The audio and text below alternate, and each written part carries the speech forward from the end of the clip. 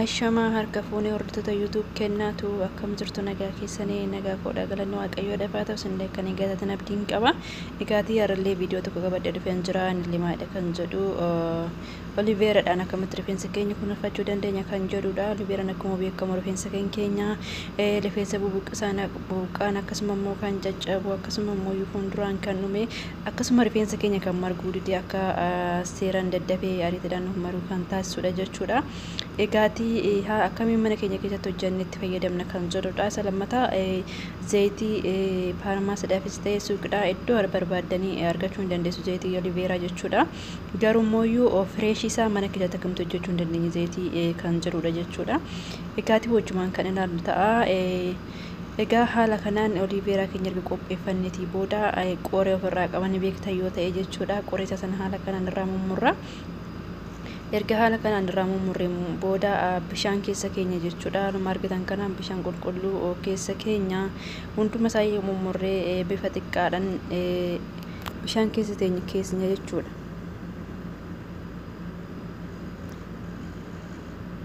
Akkasuma ijoollee hedduun kun keessaan koomentii jalatti rifeensi keenya marguu didee akkasuma immoo yoo nu caccabaa halluu bareedaan qabu gaafii wal fakkaataadha jechuudha kan isin gaafatanii garuu haala kanaa yoo fayyadamtan rifeensa fayyummaa qabu akkasumas immoo yoo rifeensa ariitiidhaan daddafee akkasii biqiluu taasisa jechuudha.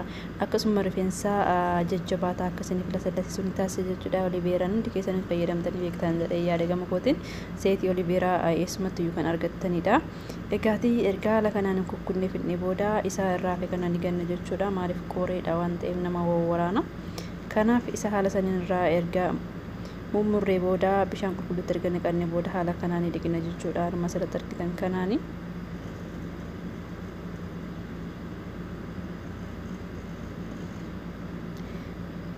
Egaati bilqaaxii qulqulluu ni qopheeffanna jechuudha. Bilqaaxii gosa kanaas qabaattan isin gosa barbaadan qabaachuu dandeessanii garuu bilqaaxii booda zayitiitti naqannu haala kanaan qopheessinee bilqaaxiiwwan yeroo qadaadamanii taa'an yookiin immoo waan tokko keessaa dhumee waggaa dhiqnee tola fakkeenyu shittaa adda addaa nu kennan jechuudha yeroo bulqis.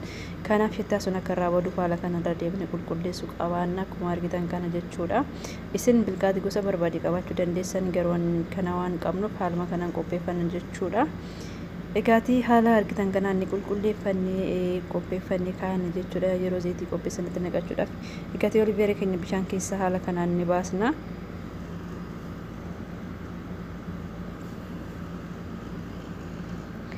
Erga haala kanaan bishaan keessaa baasneetii booda haaluma argitan kanaanii sana booda sooftii bishaan isaa sana karaa wannoo jedhuuf jechuudha karaa bishaan isaa akka irraa baduudhaaf haala kana sooftii irratti bishaan isaa akka irraa badu ni goona jechuudha. Bishaan jalqaba bishaan keessa waan ture bishaan sun akka irraa xaxxaf jedhu ni goona jechuudha. Haala kanaan sooftillee qabachuu baattan immoo fooxaa qulqulluudhaan haala kanaan bishaan isaa irraa balleessuu dandeessu jechuudha.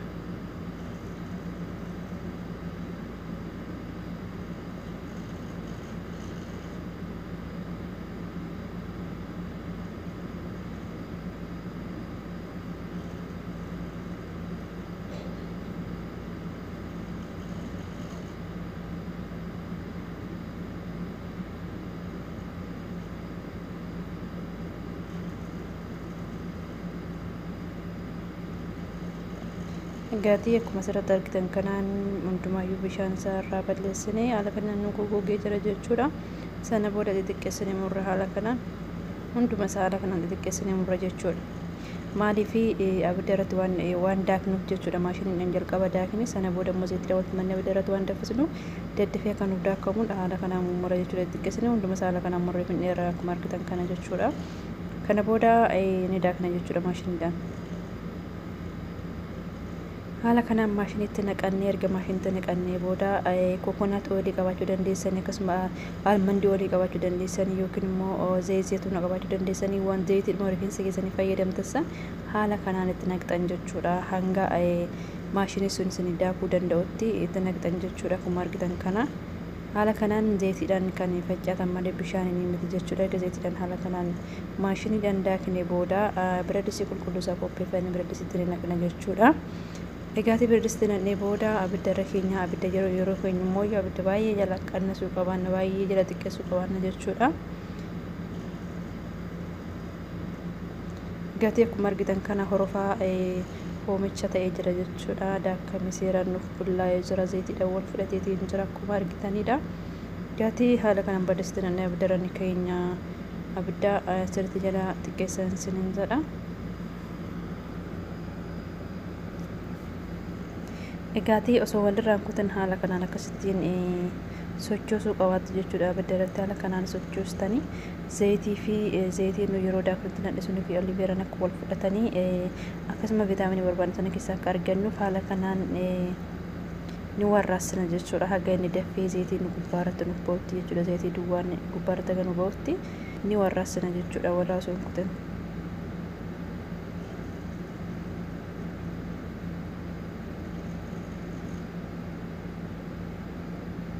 Egaati haan argitanii zayitiin gubbaarratti akkatti beeksanitti mul'achaa jira jedhee yaada. Zayitiin gubbaarratti yaa'aa jira jechuudha. Egaati warraasuu keenyatti mafumnaa haga nu barbaannu sana nuuf ba'utti jechuudha. Zayitiin sirriitti akka gubbaarratti nu ba'utti inuma warraasina jechuudha.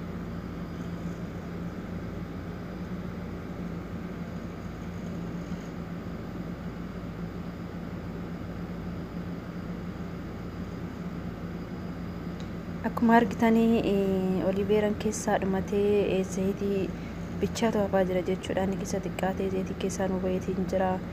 Viitaaminiin rifeensa keenya barbaannu sun hundumtuyyuu gara zayitiitti nu darbeetii jira akkuma argitan jechuudha. Zayitii bichaa ta'eetii jira jechuudha akkuma asirratti ilaaltanii. Inni jalatti gadi gale kun immoo iyyuu nu barbaachisu waan ta'eef booda keessaa dhimbifna waan ta'eef rakkoon qabu.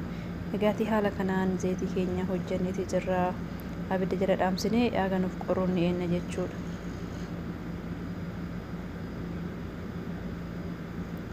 Egaati bilqaatii yeroo jalqabaa haala sanii qulqulleeffanneetti ni naqanna. Erga qorree booda ta'uu qaba jechuudha. Erga qorree booda bilqaa gara bilqaatti ni dabarsina. Egaati gara bilqaatti erga dabarsinee booda bilqaatii wajjiniin qadaadni ni teechifna jechuudha. Qadaadni haala kanaan ni argitu yaada. Haala kana erga qadaadni teechifnee booda inni nu walitti dammaqnee daakne sun gara jalaatti gad nu hafa jechuudha. Egaati zayitiin gubbaarratti waan nu ba'aa deemuuf akkasumatti tursiifna jechuudha. Akkasumatti walumaan akka turan goona. Sanaan booda immoo meeshaa qulqulluu haala kanaan qopheeffannee isa kana maxalalaadha jechuudha. Isattiin keessaa dhimbiifnudha. Isin kana qabaachuu dandeessanii yookiin immoo maxalalaa kan shaayitti fayyadamuu dandeessanii yookiin immoo jibrii adiin yoo argatan jibrii adiitti fayyadamuu dandeessanii. Egaati kan sirriitti keessaa isin dhimbiifu ta'uu qabaata jechuudha. Akka gara rifeensa keessaniin booda yeroo miiccattan akkasuma keessatti hageessan rakkifne isa sirriitti dhimbiifu ta'uu qabaata. Haala kanaan ni dhimbiifna jechuudha. Inni kun baay'ee qaawwii isaa xixiqqaa waan ta'eef dafee keessaa yaa'u dafee dhugumaachuu danda'a. Teenyee gosoon taane akka haala kanaatti nannee biraa deemna. Isin garuuyyuu kan ittiin dhimbiibbachuu dandeessan isintu beeka wanta mana keessanii qabda waan ta'eef wantuma dassin jedheen dhimbiibbachuu dandeessuun isiniin jedha. Egaati zayitii keenya haala kanaan dhimbiibbanna.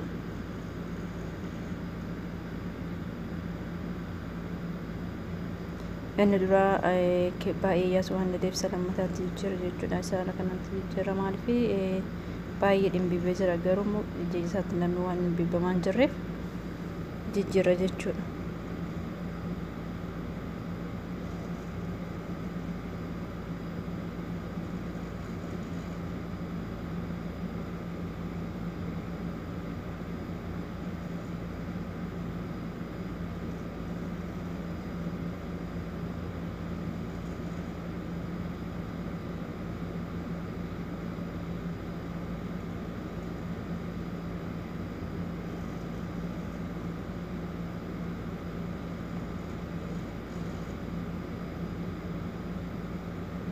Egaati akkuma argitan zayitii keenya dhimbiibbamee dhumeetiin jira jechuudha. Amma gara meeshaa ittiin itti naqannee rifeensa keenya dibachuu dandeenyutti dabarfanna.